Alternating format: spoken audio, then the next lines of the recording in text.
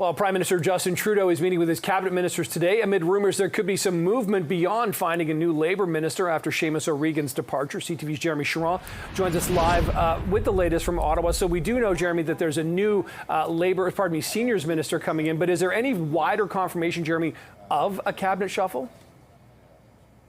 Yeah, it's not expected we'll see a wider cabinet shuffle today. What is expected to remain is that we're seeing kind of this one-in, one-out approach. So you talk about Seamus O'Regan deciding to step away from politics for family reasons, for personal reasons. He says he'll remain as MP until the next election, but he's stepped away from his role as Labour and Seniors Minister. And what we've just seen in the last few minutes is Steve Mackinnon, MP for Gatineau, be sworn in as the Labour and Seniors Minister.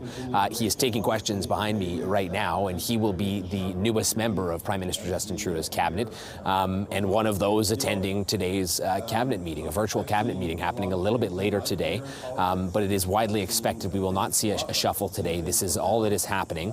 But there is still a lot of talk about a potential shuffle later this summer. In fact, the first question the new Labour Minister, Steve Mackinnon, faced today was about whether or not his team, his cabinet needs more change, that the Prime Minister is facing pressure, and there have been calls for a more widespread change. That's the first question the new minister faced today. So, you know, as much as we're not seeing that cabinet shuffle, that wider mix-up of the Prime Minister's team today, it is still expected we could see a wider cabinet shuffle later this summer.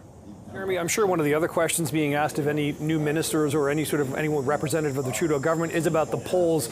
And while the Liberals will continue to say the polls are a snapshot in time, each time these polls have been taken in the last little while, they haven't been good news for the Liberals, 15 to 20-point deficits. Is there a sense the party can turn things around?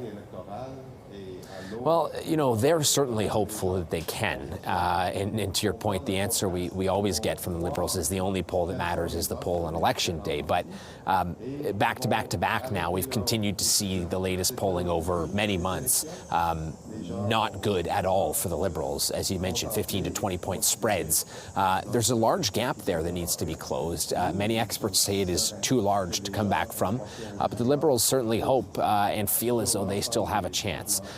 But something needs to happen here. They have been trying to solve the problem, trying to figure out what to do to recover from the Toronto St. Paul's by-election that was really devastating for the party and a shock for the party. They're trying to figure out how to make sure that doesn't happen again. There's another by-election coming up in Montreal not long from now. And so the party is looking for answers, and they haven't found the answer yet. It's been clear nothing that they have done so far has been able to start to close that gap, or at least even move the momentum in the other direction. They've continued to plummet in the polls. So that is where I think many believe a cabinet shuffle could help a little bit. But there are also many that believe even a cabinet shuffle wouldn't do enough, because so many Canadians' issues are with the Prime Minister himself, and shuffling his cabinet doesn't change that. So many questions still. It'll be an interesting summer. Yeah, last summer shuffle definitely didn't do anything. So why would it happen again? Who Exactly. knows? All right, CTV's Jeremy Charron live outside Rideau Hall. Always appreciate this, Jeremy. Thanks so much.